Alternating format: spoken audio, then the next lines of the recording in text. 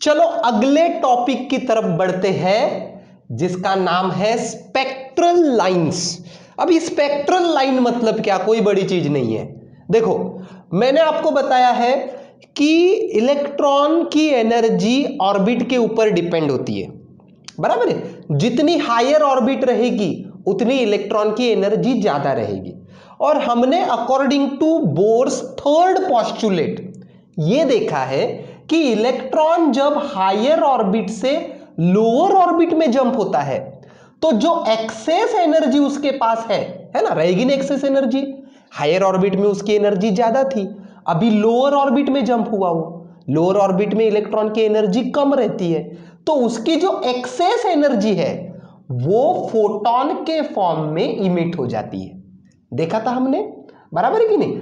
हम लोगों ने बोर्स के थर्ड पोस्टुलेट में ये चीज देखी थी, बराबर है। अगर कोई भी इलेक्ट्रॉन हायर ऑर्बिट से लोअर ऑर्बिट में जंप हुआ, ठीक है ना, मान के चलो फिफ्थ ऑर्बिट से फोर्थ में जंप हुआ, या फिर सेकंड से फर्स्ट में जंप हुआ, या फिर 10th से 9th में जंप हुआ, तो हायर ऑर्बिट से लोअर ऑर्बिट में जंप होने के बाद उसके पास जो एक्सेस एनर्जी बचती है वो फोटोन के फॉर्म में, रेडिएशन के फॉर्म में, फोटोन मतलब क्या, रेडिएशन, तो रेडिएशन के फॉर्म में वो एनर्जी इमिट हो जाती है। और जब हम लोग रेडिएशन बोलते हैं, लाइट बोलते हैं, इसका मतलब ये कि जब इलेक्ट्रॉन हायर टू लोअर इसमें जंप करता है तो हमको एक पर्टिकुलर रेडिएशन मिलता है, लाइट मिलती है, बराबर है कि नहीं। और वो जो रेडिएशन मिलेगा, वो जो लाइट मिलेगी, उसकी जो फ्रीक्वेंसी है, या फिर उसकी फ्रीक्वेंसी की जगह वेवलेंथ है ना, उसकी जो लाइट की जो वेवलेंथ है वो वेवलेंथ डिपेंड करेगी कि ये इलेक्ट्रॉन कौन से ऑर्बिट से कौन से ऑर्बिट में जंप हुआ, बराबर है कि नहीं। मतलब वो जो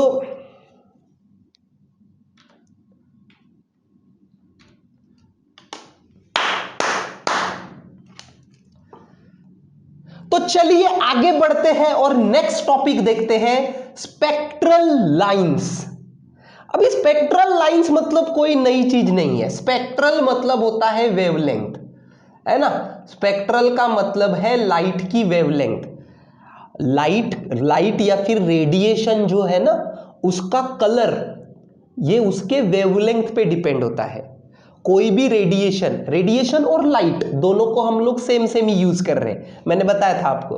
तो कोई भी रेडिएशन का कलर उसके वेवलेंथ पे डिपेंड होता है। रेड लाइट अगर है तो उसकी वेवलेंथ अलग होगी, येलो लाइट है तो उसकी वेवलेंथ अलग होगी, है ना। तो ये स्पेक्ट्रल लाइंस क्या है, देखो हमने बोर के थर्ड पोस्टुलेट्स में देखा। क्या देखा बोर के थर्ड पोस्टुलेट में, कि कोई भी इलेक्ट्रॉन अगर हायर ऑर्बिट से लोअर ऑर्बिट में आया, हायर से लोअर जंप हुआ, मतलब 10th ऑर्बिट में से 8th में जंप हुआ, या फिर 8th में से 7th में जंप हुआ, या फिर सेकंड में से फर्स्ट पे जंप हुआ, तो हायर ऑर्बिट में इलेक्ट्रॉन की एनर्जी ज्यादा रहती है और लोअर ऑर्बिट में इलेक्ट्रॉन की एनर्जी कम रहती है। तो जब इलेक्ट्रॉन ऐसे हायर टू लोअर पे जंप करता है तो वो जो एक्सेस एनर्जी है कि नहीं, हायर ऑर्बिट में इलेक्ट्रॉन की एनर्जी ज्यादा रहेगी, मान के चलो 20 जूल, लोअर में मान के चलो कम है 10 जूल। तो जो एक्सेस एनर्जी है यहां पे जंप करने के बाद 20 माइनस 10 10, है ना, एक समझने के लिए बोल रहा मैं।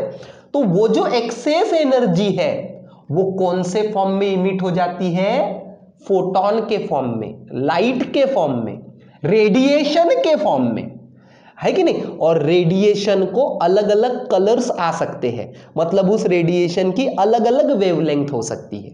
तो वो वेवलेंथ क्या होगी उसका फॉर्मूला निकालना, मतलब स्पेक्ट्रल लाइन, है ना। लाइन मतलब वेवलेंथ, ऐसा याद रखो। स्पेक्ट्रल लाइन मतलब वो वाले लाइट की वेवलेंथ।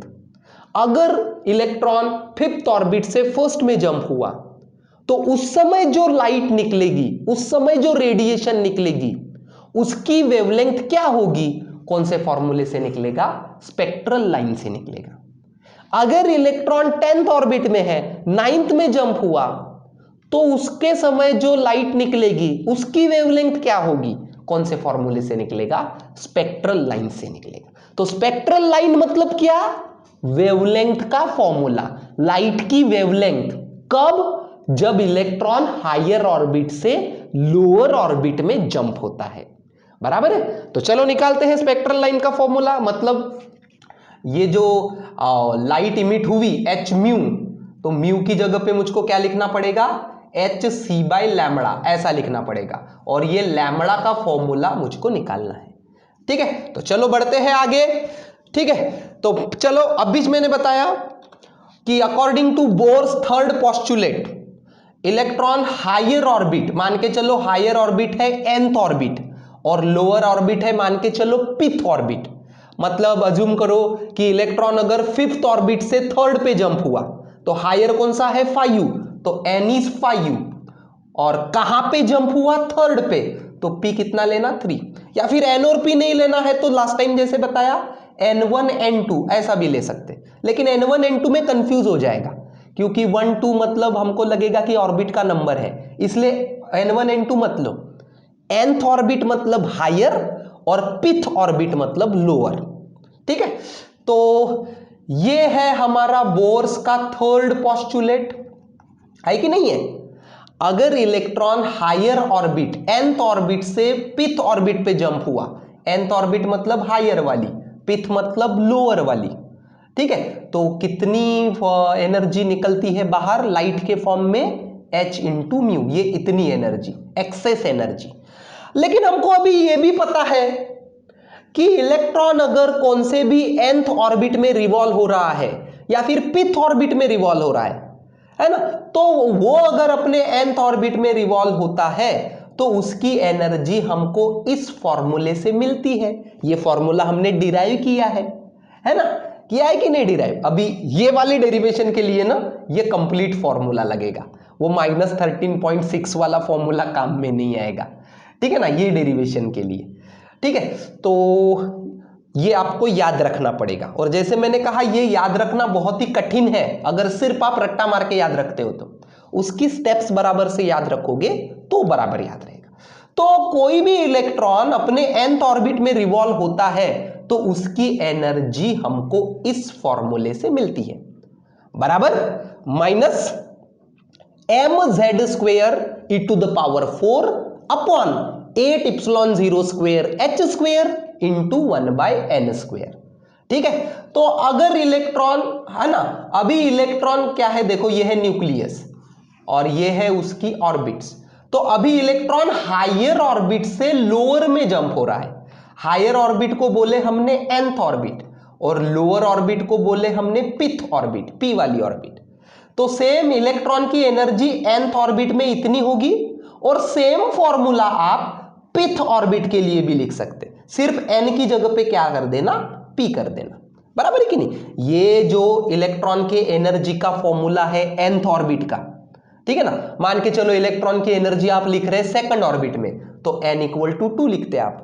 मान के चलो इलेक्ट्रॉन की एनर्जी आप लिख रहे हैं फोर्थ ऑर्बिट में तो n = 4 लिखते। सिमिलरली आप एनर्जी लिख रहे हैं अभी इलेक्ट्रॉन की पिथ ऑर्बिट के लिए तो n की जगह पे क्या लिखो? p लिखो। ठीक है, तो ये है इलेक्ट्रॉन की एनर्जी जब वो nth ऑर्बिट में है, ये है इलेक्ट्रॉन की एनर्जी जब वो पिथ ऑर्बिट में है। अभी वो इलेक्ट्रॉन n ऑर्बिट से p ऑर्बिट पे जंप हो रहा है, बराबर है ना, हायर से लोअर पे जंप हो रहा है। हमने अज्यूम किया है कि nth ऑर्बिट हायर वाली है और पिथ ऑर्बिट लोअर वाली है। तो अगर ये यहां से यहां पे जंप हो रहा है ना, तो एक्सेस एनर्जी कितनी होगी? En minus Ep। Higher orbit की एनर्जी ज्यादा, लोअर की कम, और ये एक्सेस एनर्जी लाइट के फॉर्म में इमिट हो जाएगी। तो चलो En का फॉर्मूला यहां पे रखो, Ep का फॉर्मूला यहां पे रखो, और चलो दोनों को माइनस करो, ये हो गया En, ये हो गया Ep। ठीक है, तो कितना था energy of electron in nth orbit? -mze² 8 epsilon 0 1/n², minus ये माइनस साइन जैसा का वैसा। Energy of electron in pth orbit same formula, सिर्फ n की जगह पे p, -mz² e to the power 4 8 और n की जगह पे p। तो ये जो डिफरेंस है it is equal to h mu, photon के फॉर्म में इमिट हो गया। ठीक है, तो ये माइनस माइनस यहां पे प्लस हो जाएगा बराबर, और ये वाला जो ब्रैकेट है m z square e to the power 4 8 epsilon 0 h square, ये दोनों जगह पे कॉमन है, तो ये कॉमन निकाल लो, ये माइनस माइनस प्लस हो जाएगा। ठीक है ना, तो ये कॉमन निकाल लो यहां पे। ठीक है, तो ये बचेगा तुम्हारा minus 1/n square plus 1/p square. ठीक है, कॉमन निकालने के बाद। ठीक है, तो 1/p स्क्वेयर को पहले लिख लो और ये माइनस 1/n स्क्वेयर बाद में लिखो, equal to h into mu बराबर। तो चलो आगे बढ़ते हैं। ठीक है, यहां तक आ गया समझ में? ठीक है ना, देखो ये वाले डेरिवेशंस में कोई भी चीज आप ऐसा मगअप करके याद नहीं कर सकते, स्टेप बाय स्टेप बराबर से आपको जाना पड़ेगा। ठीक है ना, तो यहां तक पहुंच गए हम लोग, लेकिन हमको फॉर्मूला किस चीज का निकालना है रे? हमको फॉर्मूला निकालना है वो जो लाइट निकली है, वो जो फोटॉन निकले हैं उनकी वेवलेंथ का फॉर्मूला। तो म्यू की जगह पे मैं क्या लिख दूंगा? सी अपॉन लैम्बडा लिख दूंगा, सी अपॉन लैम्बडा। ठीक है ना, तो ये हो जाएगा एच सी अपॉन लैम्बडा, और ये जो h इंटू सी है इसको भी आप इधर लेके आ जाओ डिनोमिनेटर में, तो इधर बचेगा सिर्फ 1 अपॉन लैम्बडा, और ये एच सी इधर आ जाएगा, तो ये h का हो जाएगा क्यूब और इसके साथ आ जाएगा c, जैसे यहां पे लिखा है। ठीक है, तो मेरा फाइनल फॉर्मूला बन जाएगा like this, 1 upon lambda equal to m z square e to the power 4 8 epsilon 0 h cube c in the bracket 1 upon p square minus 1 upon n square. देखो p पहले आ गया, n बाद में चला गया। ठीक है ना, 1 upon p square minus 1 upon n square ऐसे आ गया। ठीक है ना, p मतलब क्या है? लोअर ऑर्बिट, n मतलब क्या है? Higher orbit. मान के चलो क्वेश्चन में बोला है कि electron is jumping from 7th orbit to 4th orbit, तो n लेना 7 और p लेना 4, है ना। हायर वाली ऑर्बिट मतलब n है, लोअर वाली ऑर्बिट मतलब p है। जहां पे इलेक्ट्रॉन जंप हुआ, जहां पे, वो है p, और जहां से इलेक्ट्रॉन आया हायर ऑर्बिट से, वो है n। ठीक है, तो मुझको फॉर्मूला लगभग मिल गया है 1 अपॉन लैम्बडा। यही तो मुझको निकालना था कि इलेक्ट्रॉन जब हायर से लोअर पे जंप होगा तो उस समय जो रेडिएशन निकलेगी उसकी वेवलेंथ क्या होगी, और वो फॉर्मूला मुझको लगभग मिल गया है। 1 अपॉन लैम्बडा इक्वल टू बहुत सारे constants, m z square e to the power 4 8 epsilon 0 h cube c 1 upon p square minus 1 upon n square. तो यहां पे देखो बहुत सारे कांस्टेंट है, ये z स्क्वेयर को अगर छोड़ देंगे, है ना, वैसे भी z को ना आप 1 अज्यूम कर ले लो, क्योंकि हमारे सिलेबस में जनरली हाइड्रोजन के ही क्वेश्चंस आते हैं। हाइड्रोजन का एटॉमिक नंबर कितना है? 1, मतलब 1 का square is z square is 1। तो वैसे भी आप z स्क्वायर को नहीं भी लिखे तो भी चल जाता है, लेकिन लिखे तो भी कोई दिक्कत नहीं। तो चलो z स्क्वायर को थोड़ा सा बाजू में रख दो, तो बचे वाले जो है वो सभी कांस्टेंट ही है। देखो m मतलब mass of electron, e electron का charge, epsilon 0 h cube, c क्या है? h Planck's constant, c speed of light, सभी कांस्टेंट है। तो ये सभी कांस्टेंट की वैल्यू जब आप रख देते हो ना, तो लगभग मिलती है इतनी, 1 इंटू 10 टू द पावर 7। और ये जो कांस्टेंट है ये पूरा मिला के z स्क्वायर छोड़ के, इसको हम लोग बोलते हैं रेडबर्ग्स कांस्टेंट, है ना। रेडबर्ग्स कांस्टेंट डिनोट करते हैं RH से, R to the suffix H। तो ये एक नया कांस्टेंट आ गया यहां पे, रेडबर्ग कांस्टेंट, और उसकी वैल्यू आप लगभग 1.097 की जगह 1h याद रखे तो भी चलेगा। 1.097 मतलब लगभग 1, तो 10 to the power 7, 1 into 10 to the power 7 मतलब 10 टू द पावर 7। तो ये रेडबर्ग कांस्टेंट की वैल्यू लगभग रहती है 10 टू द पावर 7। लेकिन ये याद रखने की आवश्यकता नहीं, जो भी न्यूमेरिकल स्पेक्ट्रल लाइन के आपको आएंगे वहां पे रेडबर्ग कांस्टेंट का यूज करना ही नहीं है। जनरली क्वेश्चन कैसे आते हैं कि ये वाली वेवलेंथ दी है वो वाली निकालो, है ना, ये वाली चीज दी है वो वाली निकालो, तो दोनों का रेशो लेना पड़ता है। तो वैसे भी ये कांस्टेंट ना, रेडबर्ग कांस्टेंट कैंसिल ही हो जाता है। तो ये कांस्टेंट की वैल्यू आपने याद नहीं भी रखे तो भी कोई दिक्कत नहीं। लेकिन एक चीज याद रखो, कभी कभी एमसीक्यू में आ सकता है कि रेडबर्ग कांस्टेंट की वैल्यू कितनी है, 1.097, या फिर सीधा सीधा 1 भी याद रखे तो भी चलेगा, 1 × 10⁻7 मीटर इनवर्स। ठीक है, तो ये बना मेरा फॉर्मूला स्पेक्ट्रल लाइन का। मतलब वो जो लाइट निकलेगी, इलेक्ट्रॉन हायर ऑर्बिट से लोअर पे जंप हुआ, तो उस समय जो लाइट निकलेगी उसके वेवलेंथ का फॉर्मूला है ये वाला, 1/λ = some constant, Rydberg constant, z² 1/p² - 1/n²। Simple. तो इस फॉर्मूले के ऊपर से आप लाइट की वेवलेंथ निकाल सकते हो, है ना। क्वेश्चन में बोला है कि इलेक्ट्रॉन 10th ऑर्बिट से 5th में जंप हुआ, तो n की वैल्यू 10 रखो, p की वैल्यू 5 रखो, आपको वेवलेंथ मिल जाएगी। बराबर है। अभी देखो, जैसा कि मैंने कहा कि हमको जनरली सिलेबस में स्पेक्ट्रल लाइंस किसके लिए है, हाइड्रोजन के लिए है।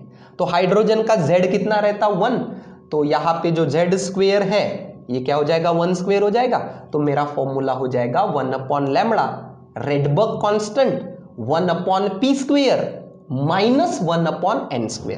तो z² याद नहीं भी रखे तो भी चलेगा। ठीक है, तो ये है मेरा स्पेक्ट्रल लाइन का फॉर्मूला, 1/λ = RH, मतलब सम Rydberg constant, 1/p² - 1/n²। p मतलब लोअर ऑर्बिट, n मतलब हायर ऑर्बिट। p मतलब जहां पे इलेक्ट्रॉन जंप हो रहा, n मतलब जहां से इलेक्ट्रॉन आ रहा है। ठीक है, तो चलो हाइड्रोजन एटम की ना एनर्जी लेवल डायग्राम निकालने को आपको बोलते हैं। ये डायग्राम भी कभी कभी 2 मार्क के लिए आती है। Draw the energy level diagram for the hydrogen atom, ऐसा क्वेश्चन आता है कभी कभी, है ना। तो ठीक है, चलो हाइड्रोजन एटम के लिए अलग अलग ऑर्बिट लिख लेते हैं। ये है फर्स्ट ऑर्बिट, ये है सेकंड ऑर्बिट, ऐसी इंफिनिटी तक, है ना। तो हर एक ऑर्बिट की अपनी अपनी एनर्जी रहती है। इलेक्ट्रॉन अगर फर्स्ट ऑर्बिट में है तो उसकी एनर्जी कुछ अलग रहेगी, इलेक्ट्रॉन अगर सेकंड ऑर्बिट में है तो उसकी एनर्जी अलग रहेगी। अभी आप बोलेंगे सर हाइड्रोजन में तो एक ही इलेक्ट्रॉन रहता है, वो तो पहले ही ऑर्बिट में रहता है, बाकी ऑर्बिट क्यों हम लोग निकालेंगे। तो देखो, इलेक्ट्रॉन अपने ग्राउंड ऑर्बिट में रहता है, लेकिन इसका मतलब ये नहीं कि ऊपर की ऑर्बिट में वो नहीं रह सकता, है ना। अगर उस इलेक्ट्रॉन को एक्साइट करे तो वो सेकंड ऑर्बिट में भी रिवॉल्व हो सकता है, वो थर्ड में भी रिवॉल्व हो सकता है। बराबर है। तो कोई भी ऑर्बिट में इलेक्ट्रॉन रिवॉल्व हो सकता है, ठीक है ना। वो नॉर्मल स्टेट में फर्स्ट ऑर्बिट में रहता है, दैट इज ओके, जैसा आप केमिस्ट्री में पढ़ते हो, लेकिन सभी ऑर्बिट में वो रिवॉल्व हो सकता है अगर उसको एक्साइट करे तो। ठीक है, तो हर एक ऑर्बिट की, मान के चलो ये है फर्स्ट ऑर्बिट, ये है सेकंड ऑर्बिट। अभी आप ये भी सोच रहे होंगे कि सर ये n = फर्स्ट ऑर्बिट यहां पे निकाले, फिर सेकंड में यहां पे निकाले, है ना, ऐसे बराबर से क्यों नहीं निकाले, यहां पे सेकंड क्यों नहीं निकाले, यहां पे थर्ड, ऐसे बराबर इक्वली, है ना, क्यों नहीं निकाले। क्योंकि देखो radius of nth orbit n² से प्रोपोर्शनल है, याद है ना आपको, है ना। n², मतलब जैसे जैसे आप दूर जाते जाओगे वैसे वैसे रेडियस n², तो ये बराबर इवनली नहीं आएगा, ये डिस्टेंस, ये डिस्टेंस, ये डिस्टेंस, है ना। फर्स्ट और सेकंड का डिस्टेंस ज्यादा रहेगा, सेकंड और थर्ड का डिस्टेंस कम रहेगा, लाइक दिस। ठीक है, व्हाटएवर। तो ये है मेरी फर्स्ट ऑर्बिट। तो हाइड्रोजन एटम मतलब Z1, तो फर्स्ट ऑर्बिट में अगर इलेक्ट्रॉन है तो उसकी एनर्जी कितनी रहेगी, है ना। याद करो एनर्जी का फॉर्मूला, अभी देखा हमने पूरा पिछले क्लास में, कितना है एनर्जी का formula, energy of electron in nth orbit कितना है, -13.6 अपॉन n² इलेक्ट्रॉन वोल्ट, है कि नहीं है इतना। बराबर है, हाइड्रोजन है तो Z² 1 हो जाएगा, Z is 1। ठीक है, तो -13.6 अपॉन n², ये है कोई भी ऑर्बिट के एनर्जी का फॉर्मूला। तो अगर फर्स्ट ऑर्बिट की एनर्जी निकालनी है तो n इक्वल टू 1 रखो, तो ये हो जाएगा -13.6 अपॉन 1 स्क्वायर, मतलब -13.6। तो फर्स्ट ऑर्बिट में अगर इलेक्ट्रॉन है तो उसकी एनर्जी होगी -13.6।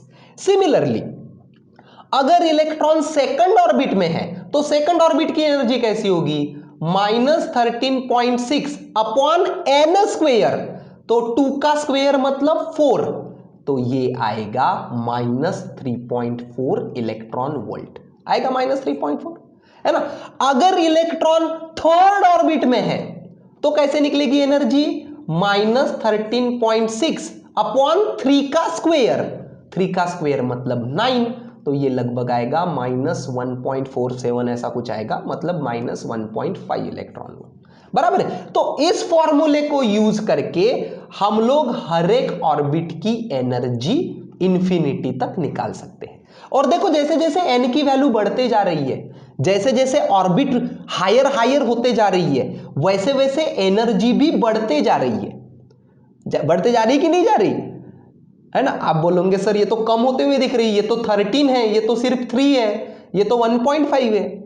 लेकिन बच्चों ये माइनस साइन कहां पे भूल रहे हैं आप, है ना। माइनस माइनस भी तो है वहां पे। आप मुझको बताओ तो -2 बड़ा है कि -4 बड़ा है? कौन बड़ा है? -2 बड़ा है कि -4 बड़ा है? -2 बड़ा है। माइनस साइन के कारण ये -3.4 इज ग्रेटर देन -13.6, बराबर है कि नहीं। -1.5 इज ग्रेटर देन -3.4। इसका मतलब ये कि जैसे जैसे ऑर्बिट का नंबर बढ़ते जाता है, हायर ऑर्बिट की तरफ आप बढ़ते जाते हो, वैसे वैसे ऑर्बिट की एनर्जी बढ़ते बढ़ते जाती है, बराबर है। तो ये हो गई हाइड्रोजन के एटम्स की हर एक ऑर्बिट की एनर्जी, बराबर है। तो अगर, है ना, अगर मान के चलो हाइड्रोजन में इलेक्ट्रॉन सेकंड ऑर्बिट से फर्स्ट में जंप हुआ, ठीक है, या फिर थर्ड में से फर्स्ट पे जंप हुआ, या फिर फोर्थ में से फर्स्ट में जंप हुआ, या फिर फिफ्थ में से फर्स्ट पे जंप हुआ, या फिर इंफिनिटी से फर्स्ट में जंप हुआ, तो इस समय जो लाइट निकलेगी उसको बोलते हैं लाइमन सीरीज। लाइमन सीरीज किसको बोलेंगे? Lyman series. अगर इलेक्ट्रॉन एनी हायर ऑर्बिट से कहां पे जंप होना चाहिए? फर्स्ट में जंप होना चाहिए, फर्स्ट पे, तो उसको बोलेंगे लाइमन सीरीज, है ना। सेकंड से फर्स्ट में आया, थर्ड से फर्स्ट में आया, फोर्थ से फर्स्ट में आया, या फिर इंफिनिटी से फर्स्ट में आया, कोई दिक्कत नहीं, क्योंकि शुरुआत तो फर्स्ट ऑर्बिट से ही होनी है। तो ये है सबसे पहली सीरीज जिसको बोलते हैं लाइमन सीरीज, ठीक है। यहां पे जो भी लाइट की वेवलेंथ होगी, है ना, वो लाइट की वेवलेंथ की रेंज को हम लोग बोलते हैं लाइमन सीरीज, है कि नहीं। सिमिलरली अगर इलेक्ट्रॉन सेकंड ऑर्बिट पे जंप हो रहा है, कोई भी हायर से सेकंड पे, देखो सेकंड पे जंप होना है मतलब सबसे पहली तो पॉसिबिलिटी है कि थर्ड से सेकंड पे जंप हुआ, है ना। फर्स्ट से सेकंड में जाओगे क्या? है ना, नहीं जाओगे, क्योंकि लाइट मिलने के लिए, स्पेक्ट्रल लाइन मिलने के लिए हमको क्या जरूरी है? इलेक्ट्रॉन हायर ऑर्बिट से लोअर पे जंप हो। तो अगर सेकंड ऑर्बिट पे जंप हो रहे इलेक्ट्रॉन, तो सबसे पहली लाइन मिलेगी थर्ड टू सेकंड, उसके बाद फोर्थ टू सेकंड वाली भी हो सकती है, उसके बाद fifth to second, six to second, similarly infinity to second. तो अगर इलेक्ट्रॉन सेकंड ऑर्बिट पे जंप हो रहा है एनी हायर वैल्यू से सेकंड ऑर्बिट पे, तो ये वाली सीरीज को बोलते हैं हम लोग बाल्मर सीरीज, ठीक है। सिमिलरली अगर एनी हायर वैल्यू से थर्ड में जंप हो रहा है तो उसको बोलते हैं हम लोग पैस्चन सीरीज। फोर्थ पे जंप हो रहा है तो ब्रैकेट सीरीज, और फिफ्थ पे जंप हो रहा है तो फंड सीरीज, बराबर है। तो नाम बराबर से याद रखो कौन सी सीरीज है ना। और ये सीरीज मतलब क्या है? सीरीज मतलब वेवलेंथ है, बराबर है। हाइड्रोजन एटम का जो इलेक्ट्रॉन है, ठीक है ना, वो फर्स्ट ऑर्बिट पे जंप हो रहा, सेकंड से फर्स्ट, थर्ड से फर्स्ट, तो कोई भी हायर ऑर्बिट से फर्स्ट ऑर्बिट में अगर जंप हुआ तो उस समय जो लाइट की वेवलेंथ मिलेगी उसको बोलते हैं हम लोग लाइमन सीरीज। ठीक है, अगर इलेक्ट्रॉन कोई भी हायर ऑर्बिट से सेकंड पे जंप हुआ तो उसको बोलेंगे बाल्मर, थर्ड पे जंप हुआ तो पाश्चन, फोर्थ पे हुआ तो ब्रैकेट और फिफ्थ पे हुआ तो पिकफोर्ड। तो क्वेश्चन में ऐसा बोला है कि लाइमन सीरीज है, तो लाइमन सीरीज में हमेशा याद रखो P की वैल्यू रहेगी 1, रहेगी कि नहीं? P की वैल्यू 1, N की वैल्यू कुछ भी रह सकती है ना, N की वैल्यू कुछ भी रह सकती है, N की वैल्यू 2 रह सकती है, 3 रह सकती है, 4 रह सकती है, इन्फिनिटी भी रह सकती है, क्योंकि कोई भी हायर ऑर्बिट से उसको फर्स्ट ऑर्बिट पे जंप होना है ना। तो ये वाले फॉर्मूले में हमने देखा था N मतलब क्या था? हायर ऑर्बिट, P मतलब क्या था? लोअर ऑर्बिट, जिसपे इलेक्ट्रॉन जंप होके आ रहा है वो है लोअर ऑर्बिट P, और जहां से आ रहा है वो है N। ठीक है ना, तो लाइमन सीरीज के लिए अगर क्वेश्चन में बोला है लाइमन सीरीज, तो लाइमन सीरीज मतलब इलेक्ट्रॉन कहीं से भी, कौन से भी हायर ऑर्बिट से कहां पे जंप हो रहे हैं? लोअर ऑर्बिट क्या है लाइमन सीरीज की? 1, फर्स्ट ऑर्बिट। मतलब अगर लाइमन सीरीज है तो P की वैल्यू रहेगी 1, N की वैल्यू कहां से स्टार्ट हो सकती है ना, N की वैल्यू 2, 3, 4 ऐसे। बाल्मर सीरीज, बाल्मर के लिए P की वैल्यू क्या रहेगी रे? कहां पे जंप हो रहे इलेक्ट्रॉन? एनी हायर ऑर्बिट से सेकंड ऑर्बिट पे, मतलब 3 to third orbit to second orbit, fourth orbit to second orbit, fifth orbit to second orbit, मतलब कोई भी हायर ऑर्बिट से सेकंड पे जंप हो रहे, जहां पे जंप हो रहे उसको बोलते P। तो बाल्मर के लिए P रहेगा हमेशा 2, है ना। सिमिलरली पाश्चन के लिए P रहेगा 3, क्योंकि 3 पे जंप हो रहे। ब्रैकेट के लिए P रहेगा 4, है ना, लाइमन का तो पहले ही बताया है P इक्वल टू 1, और फंड के लिए रहेगा P इक्वल टू 5, बराबर है। N की वैल्यू क्वेश्चन के हिसाब से देखना पड़ेगा, है ना, हायर वैल्यू तो कुछ भी हो सकती है, लेकिन अगर बाल्मर सीरीज बोला है मतलब एक चीज कंफर्म कि वो इलेक्ट्रॉन कोई भी हायर से सेकंड पे जंप होने वाले हैं, मतलब P की वैल्यू लेनी पड़ेगी 2। ठीक है, तो ये चीज एक हो गई। और एक चीज अभी जैसे लाइमन में देखो या फिर बाल्मर में देखो, है ना, जैसे लाइमन सीरीज पे इलेक्ट्रॉन कोई भी हायर ऑर्बिट से फर्स्ट ऑर्बिट पे जंप हो रहा है, मतलब P की वैल्यू है 1।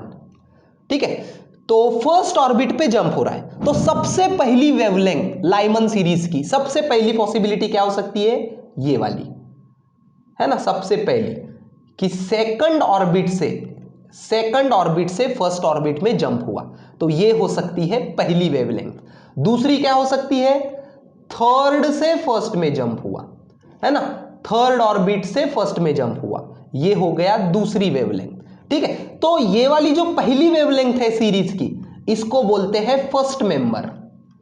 फर्स्ट मेंबर मतलब जस्ट पहली वाली wavelength. Similarly n equal to 3 से जंप हो सकता है, 4 से जंप हो सकता है, 5 से जंप हो सकता है, लास्ट में इन्फिनिटी से जंप हो सकता है, इन्फिनिटी से फर्स्ट ऑर्बिट पे।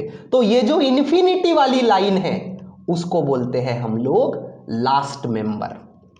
ठीक है, तो कोई भी सीरीज में फर्स्ट मेंबर और लास्ट मेंबर समझ में आएगा। फर्स्ट मेंबर मतलब जस्ट पहला वाला, ठीक है ना, जैसे बाल्मर में देखो, बाल्मर में कहां पे जंप होता है इलेक्ट्रॉन? सेकंड ऑर्बिट पे जंप होना है, कोई भी हायर वैल्यू से सेकंड पे जंप होना है, तो फर्स्ट मेंबर कौन सा रहेगा? सेकंड के ऊपर कौन सी है? थर्ड, तो थर्ड टू सेकंड ये वाली लाइन रहेगी फर्स्ट मेंबर। ठीक है, फिर सेकंड मेंबर, थर्ड मेंबर, और लास्ट मेंबर हमेशा कौन सा रहेगा? इन्फिनिटी से वो वाले, है ना, लास्ट मेंबर हमेशा रहेगा इन्फिनिटी से P इक्वल टू 2, बाल्मर है तो P इक्वल टू 2, ये रहेगा लास्ट मेंबर। तो कोई भी सीरीज के लिए फर्स्ट मेंबर मतलब पहली लाइन और लास्ट मेंबर मतलब आखिरी लाइन। लास्ट मेंबर के लिए कहां से आएगा electron? n equal to infinity से आएगा, है ना, लास्ट मेंबर कोई भी सीरीज का, लास्ट मेंबर कोई भी सीरीज का कहां से आएगा? n इक्वल टू इन्फिनिटी से आएगा। ठीक है, तो ये फर्स्ट मेंबर और लास्ट मेंबर बताने के पीछे का मेरा रीजन ये है कि हमेशा याद रखो, फर्स्ट कोई भी सीरीज रहने दो, कोई भी सीरीज का फर्स्ट मेंबर की वेवलेंथ लॉन्गेस्ट रहती है, ज्यादा रहती है, और लास्ट मेंबर की वेवलेंथ सबसे कम रहती है, जिसको बोलते हैं शॉर्टेस्ट वेवलेंथ, है ना। चाहे तो आपको यहां पे इस फॉर्मूले में पुट करके देखो फर्स्ट, है ना, ये वाले फॉर्मूले से लाइमन सीरीज की फर्स्ट मेंबर निकाल के देखो, है ना। जैसे फॉर एग्जांपल, है ना, ये वाला फॉर्मूला यूज करके लाइमन सीरीज का फर्स्ट मेंबर निकालेंगे। लाइमन मतलब P रहेगा 1, फर्स्ट मेंबर के लिए n रहेगा 2, तो उसकी वेवलेंथ निकालो, और लास्ट मेंबर के लिए n रखो इन्फिनिटी, उसकी वेवलेंथ निकालो। सिमिलरली इसका भी कंपेयर करके देखो। तो हर एक सीरीज में आपको एक चीज देखने को मिलेगी कि फर्स्ट मेंबर मतलब लॉन्गेस्ट वेवलेंथ उस सीरीज की, सबसे ज्यादा वेवलेंथ, और लास्ट मेंबर मतलब शॉर्टेस्ट वेवलेंथ, सबसे कम वेवलेंथ, है ना। तो क्वेश्चन में अगर बोला कि शॉर्टेस्ट वेवलेंथ है, मतलब लास्ट मेंबर लेना है, इंफिनिटी से लाना है इलेक्ट्रॉन को, ठीक है। तो इसको बोलते हैं energy level diagram of hydrogen atom. ये वाली डायग्राम बड़े काम की है, एनर्जी के 2-4 बराबर याद रख लो, और याद नहीं है तो ये फॉर्मूला याद रखो, है ना। फर्स्ट ऑर्बिट की एनर्जी, फिर सेकंड, फिर थर्ड, ये वाले फॉर्मूले से आप 2-4 एनर्जी लिख लेना, ठीक है। और ये हो गई ऑर्बिट्स, और ये बराबर से नाम याद रखना। लाइमन मतलब फर्स्ट के ऊपर जंप होंगे, मतलब P = 1। बाल्मर मतलब सेकंड के ऊपर जंप होंगे, थर्ड से, फोर्थ से, कोई भी हायर से, मतलब P = 2। लाइकवाइज सभी का, ठीक है। तो चलो एक क्वेश्चन सॉल्व करते हैं। When electron in hydrogen atom jumps from second orbit to first orbit, मतलब यहां पे n है 2 और p है 1, ये वाले स्टेटमेंट के लिए, ठीक है ना। हायर को हमेशा n लेना, लोअर को हमेशा p लेना, ये वाले स्टेटमेंट के लिए। The wavelength of radiation is lambda, मतलब जब सेकंड से फर्स्ट में आया, ठीक है ना, तो वेवलेंथ मिली lambda. When electron jumps from third orbit to first orbit, मतलब n = 3, p = फर्स्ट, तो उस समय कितनी वेवलेंथ होगी, मान के चलो लैम्बडा डैश, ये आपको निकालनी है, बराबर है। क्वेश्चन समझा क्या ध्यान से, आपको फिर से देखो। When electron in hydrogen atom jumps from second orbit to first orbit, the wavelength emitted is lambda. When electron jumps from third orbit to first orbit, अभी स्टेटमेंट बदल दिया, थर्ड से फर्स्ट में आया, तो फिर उसकी वेवलेंथ कितनी होगी। ये एक बेसिकली एमसीक्यू था, लेटेस्ट क्वेश्चन में ही था, लेटेस्ट एग्जाम का ही है, ठीक है। तो चलो सॉल्व करते हैं, कोई दिक्कत नहीं। क्या लगेगा फॉर्मूला, है ना। इलेक्ट्रॉन हायर टू लोअर में जंप हो रहे हैं, और वो जो इमिटेड रेडिएशन है उसकी वेवलेंथ है, मतलब कौन सा फॉर्मूला लगेगा, स्पेक्ट्रल लाइन का फॉर्मूला लगेगा। क्या है स्पेक्ट्रल लाइन का फॉर्मूला, 1/λ = RH 1/p² -1/n², है कि नहीं ये फॉर्मूला, है ना। यहां पे Z² लिखने की कोई आवश्यकता नहीं, क्योंकि जैसे मैंने कहा क्वेश्चन अपने हाइड्रोजन के ही रहते, ठीक है। तो ये है मेरा स्पेक्ट्रल लाइन का फॉर्मूला। इस फॉर्मूले को यूज करके मैं कोई भी वेवलेंथ निकाल सकता हूं, ठीक है। तो देखो पहले स्टेटमेंट के लिए, फर्स्ट स्टेटमेंट के लिए सेकंड टू फर्स्ट जंप हो रहा, सेकंड टू फर्स्ट, मतलब हायर ऑर्बिट है सेकंड, n है 2, और लोअर ऑर्बिट है फर्स्ट, है ना, और उसके लिए वेवलेंथ है लैम्बडा। फिर सेकंड स्टेटमेंट के लिए, है ना, सेकंड स्टेटमेंट के लिए फिर से मैं सेम फॉर्मूला यूज करूंगा, लेकिन वहां पे थर्ड से फर्स्ट पे आ रहा है, इलेक्ट्रॉन थर्ड ऑर्बिट से फर्स्ट ऑर्बिट पे जंप हो रहा है, मतलब सेकंड केस में मैं n की वैल्यू लूंगा 3, p की वैल्यू फिर से 1h, क्योंकि सेकंड वाले में भी, सेकंड स्टेटमेंट में भी बोला है कि इलेक्ट्रॉन थर्ड से फर्स्ट में, मतलब n की 3, p की 1, तो उस समय वेवलेंथ कितनी होगी वो मुझको निकालना है, ठीक है। तो दो इक्वेशन बनाना, जैसे ही मैंने कहा कि ये वाले टॉपिक में, है ना, आपको ये रेडबर्ग कांस्टेंट की वैल्यू याद रखनी ही नहीं पड़ती। जनरली दो केसेस दी रहती है कि भैया इसका इतना है तो उसका निकालो, तो दो इक्वेशन बनाना, इक्वेशन 1/2 या फिर 2/1 करके वो RH कैंसिल ही हो जाता है, ठीक है ना। तो चलो ये मेरा मेन इक्वेशन, तो पहले स्टेटमेंट के लिए इक्वेशन बनाओ, ठीक है। कहां से आया था, सेकंड से फर्स्ट, मतलब n की वैल्यू 2, p की वैल्यू 1, ठीक है, उस समय वेवलेंथ कितनी थी, लैम्बडा। ठीक है, फिर दूसरे स्टेटमेंट में क्या दिया है कि इलेक्ट्रॉन थर्ड से फर्स्ट में आ रहा है। सेम फॉर्मूला यूज करो, n की वैल्यू रखो 3 और p की वैल्यू फर्स्ट, तो उस समय कितनी वेवलेंथ होगी, मान के चलो वेवलेंथ है लैम्बडा डैश, जिसकी वैल्यू हमको निकालनी है। ठीक है, तो ये एक इक्वेशन बना, ये एक इक्वेशन बना, बताया था। तो ऐसे दो इक्वेशन बनेंगे इस टॉपिक में, हमेशा याद रखो। इक्वेशन 1/2 या फिर 2/1 करोगे तो ये RH RH आराम से कैंसिल हो जाएगा, तो RH की वैल्यू यहां पे याद रखना ही नहीं, ठीक है ना। तो इसको सिंप्लीफाई कर लो थोड़ा सा, ये है RH, ठीक है, 1/1² मतलब 1 माइनस 1/2 का स्क्वायर मतलब 4, तो 1 माइनस 1/4 मतलब ये आ जाएगा 3/4, 4 माइनस 1 क्रॉस मल्टीप्लाई करके, ठीक है। और ये कितना आ जाएगा रे, 1 माइनस 1/9 मतलब ये आ जाएगा 8/9, ठीक है। तो ये ऐसे दो इक्वेशंस बनेंगे, ये हो जाएगा इक्वेशन 1, ये हो जाएगा इक्वेशन 2। तो 1/2 करो या फिर 2/1 करो, कुछ भी है ना। तो चलो मैं 1/2 कर लेता हूं, तो लेफ्ट हैंड साइड होगी 1 upon lambda upon 1 minus 1 upon lambda dash, ठीक है। तो ये डिनोमिनेटर का डिनोमिनेटर बराबर, तो ये जाएगा ऊपर और ये लैम्बडा आएगा नीचे, बराबर है ना। A/B अपॉन C/D कैसा होता है, AD अपॉन BC होता है कि नहीं ऐसा। तो ये लैम्बडा डैश जाएगा न्यूमरेटर में और ये लैम्बडा आएगा नीचे, ठीक है। तो इक्वेशन 1/2 करोगे तो आपको मिलेगा लैम्बडा डैश बाय लैम्बडा और इधर मिलेगा 3/4 अपॉन 8/9 बराबर, मतलब ये होगा 3 × 9 अपॉन 8 × 4 हो जाएगा ये, तो ये 27/32। तो लैम्बडा डैश की वैल्यू होगी 27/32 इंटू लैम्बडा। ऐसे अलग अलग ऑप्शन थे, MCQ था बेसिकली ये, तो ये वाला ऑप्शन होगा करेक्ट। सिंपल। चलो और एक क्वेश्चन सॉल्व कर लेते हैं। Determine the shortest wavelength of Balmer. Shortest याद करो याद करो, हर एक सीरीज में पहला मेंबर लॉन्गेस्ट और आखिरी का मेंबर शॉर्टेस्ट, आखिरी का मेंबर जो इंफिनिटी से आता है इलेक्ट्रॉन। तो determine the shortest wavelength of Balmer. Shortest wavelength मतलब लास्ट मेंबर, है ना। बाल्मर सीरीज है, बाल्मर मतलब इलेक्ट्रॉन कहां पे जंप करेंगे, हायर ऑर्बिट कितनी भी रहने दो, लेकिन लोअर ऑर्बिट कितनी रहती बाल्मर के लिए, सेकंड वाली।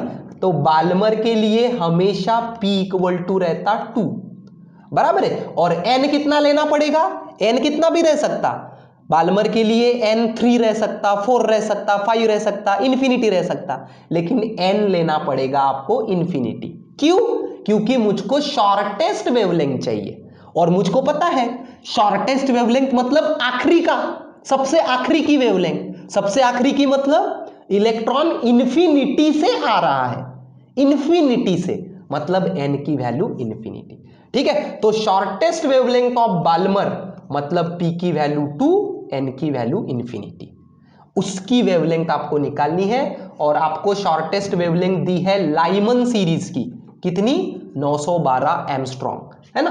तो देखो ये वाले यूनिट में हमेशा एक चीज याद रखो, आपको ना वो जो रेडबर्ग कांस्टेंट है वो यूज ही नहीं करना है। दो केसेस दिए रहते हैं, देखो इसकी वेवलेंथ निकालनी है शॉर्टेस्ट और लाइमन सीरीज की दी है, मतलब फिर से दो इक्वेशन बनाना, 1/2 करोगे आपको मिल जाएगा, ठीक है।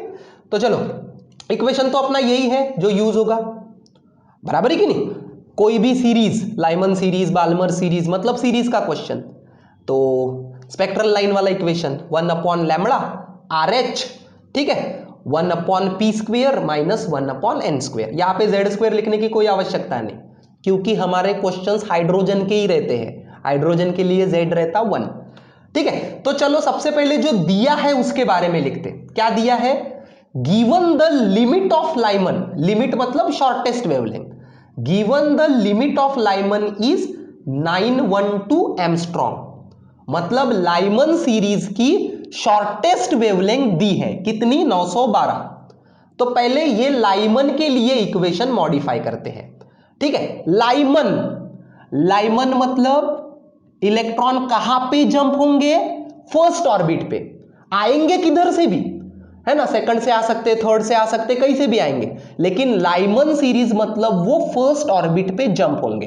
तो लाइमन के लिए p रहता है 1, तो रखो 1, तो 1/1² माइनस, है ना, लिमिट मतलब शॉर्टेस्ट वेवलेंथ, तो शॉर्टेस्ट मतलब आखिरी का मेंबर, है ना, शॉर्टेस्ट मेंबर चाहिए, ठीक है ना। तो लाइमन के लिए p तो रहता 1 और n कितना लेंगे, शॉर्टेस्ट वेवलेंथ चाहिए, मतलब वो इलेक्ट्रॉन इंफिनिटी से 1 पे आना चाहिए, इंफिनिटी, तो n कितना लेना पड़ेगा, इंफिनिटी, तो इंफिनिटी का स्क्वायर भी इंफिनिटी होगा, और 1/इंफिनिटी, 1/इंफिनिटी कितना होता, 0, 1/0 इज इंफिनिटी, तो 1/इंफिनिटी इज 0, तो ये हो जाएगा 1/1, है ना, तो ये हो जाएगा तुम्हारा 1/इंफिनिटी 0, 1/1², तो ये कुछ इस प्रकार से हो जाएगा, ठीक है। तो लाइमन सीरीज के लिए शॉर्टेस्ट वेवलेंथ ये वाले इक्वेशन से बन जाएगी, बराबर है, 1/λL इक्वल टू RH, ये हो जाएगा मेरा इक्वेशन 1, ये हो जाएगी शॉर्टेस्ट वेवलेंथ जो क्वेश्चन में ऑलरेडी दी है, ठीक है।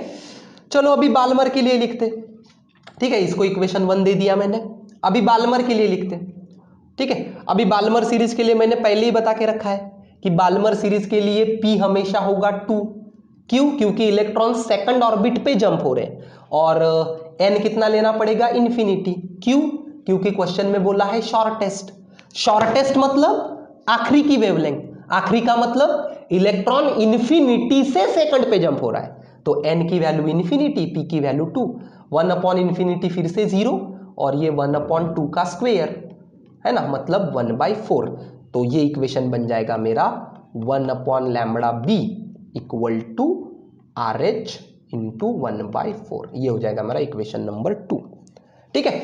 तो ये है मेरा इक्वेशन नंबर 1, ये है मेरा इक्वेशन नंबर 2, बराबर, इक्वेशन 1/2 करो, नहीं तो 2/1 करो, आपकी मर्जी, ठीक है। तो 1/2 कर लेते, तो 1/λL upon 1/λb, left hand side, ठीक है, इक्वल टू RH, और इसका है RH इंटू 1/4, बराबर, तो RH कैंसल, ये डिनोमिनेटर का 1/4 ये ऊपर जाएगा, ठीक है, तो ये होगा तुम्हारा λb/λL इक्वल टू 4, बराबर। तो λb मतलब बाल्मर सीरीज की shortest wavelength equal to 4 times Lyman series की शॉर्टेस्ट वेवलेंथ, ये हमको पता चला, और लाइमन सीरीज की शॉर्टेस्ट वेवलेंथ आपको क्वेश्चन में दी है, तो 4 टाइम्स 912 एंगस्ट्रॉम, ठीक है, मतलब ये हो जाएगा 3648 एंगस्ट्रॉम, बराबर है। तो समझ में आ गया कैसे सॉल्व करना इस यूनिट के क्वेश्चंस। हमेशा 2 कंडीशंस दी रहती है आपको, लाइमन की दी रहेंगी, बाल्मर की निकालने को बोलेंगे, बाल्मर की दी रहेगी, पाश्चन की निकालने को बोलेंगे, तो 2 इक्वेशंस बनाना और इक्वेशन 1/2 करना, है ना। 1/2 नहीं भी किए, जैसे यहां पे 1/2 नहीं किए रहते थे, तो RH की वैल्यू ये वाली यहां पे रख दिए रहते थे, तो भी आपको सेम मिलेगा, जैसा आप चाहो, ठीक है ना। लेकिन यहां पे याद रखना कि ये RH कैंसल करने की कोशिश करना, इसलिए 2 चीजें दी रहती है, ठीक है। तो ये पेज नंबर्स पढ़ लेना।